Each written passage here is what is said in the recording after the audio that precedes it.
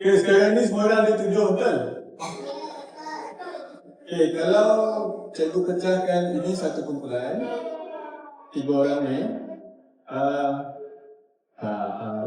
kedok nanti ya. Okay, yang belakang tu 4 orang tu satu kumpulan. Okay, awak 3 orang ni satu kumpulan. Okay, awak semua ni satu kumpulan. Ini satu kumpulan. Ini satu kumpulan. Itu satu kumpulan. Okay, dah apa?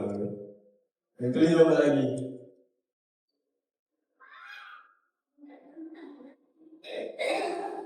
Okay, satu kumpulan berapa orang? 3. Awak? 4. Awak? 3. Tolong. Ni satu kumpulan ni? 6, betul. 3. Kan, ni kumpulan 1. Kumpulan 2 berapa orang? 4. Ini ada berapa sebelum 1? 7 kan? Kumpulan 3 berapa orang? 6. Dah simpan guli dulu. Okey, 3 dan 7. 21. Okey, awak tunjukkan laki power. Ya. Tunjukkan laki power 4 darab 7. Salah. Guli awak ada kan? Sekejap. Berapa? 4 darab 7. 28, betul. Tu kan ada bawah ada guli kan? 28. Ni 6. 6 darab 7.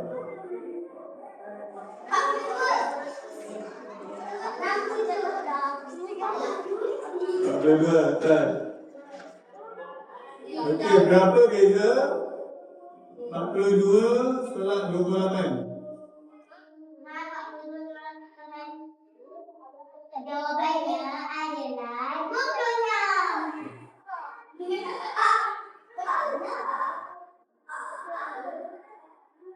Salah. Cuba lagi. Tolak. Salah.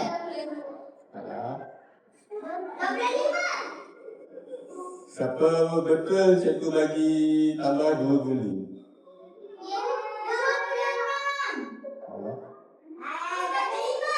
Dan jawab angkat tangan.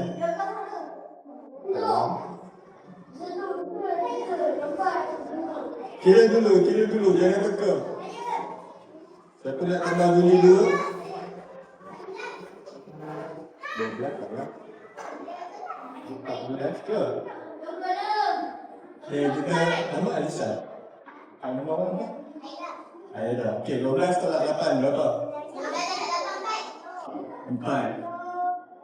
Sini kita dah tinggal 3. Dia tolak 2. Dia tolak 2.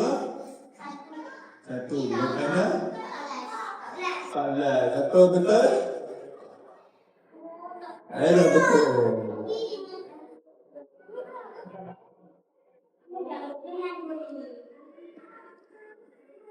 Jadinya dah berapa guli? 9 guli. Pandai.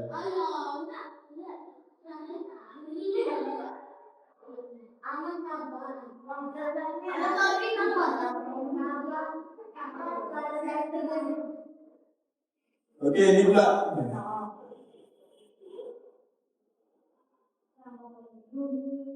Lupa 8 dengan 21. Cikgu buat tambah pula lah.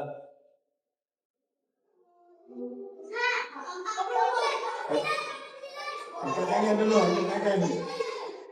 Jatuh dulu, jatuh. Okey, jawab.